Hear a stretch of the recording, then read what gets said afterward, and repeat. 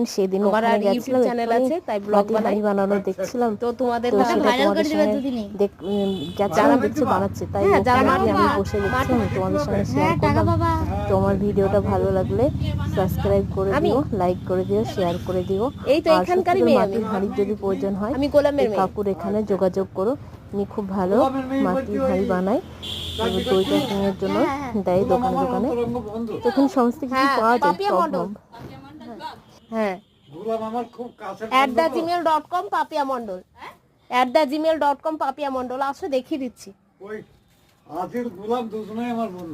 তো ফ্রেন্ড দেখছো, আজকে এই আঙ্কেলদের বাড়ি এসছে, আঙ্কেল নাকি বাবার বন্ধু। তো আমি যেহেতু এখানে সব সময় থাকি না, তাই দেখাও হয় না।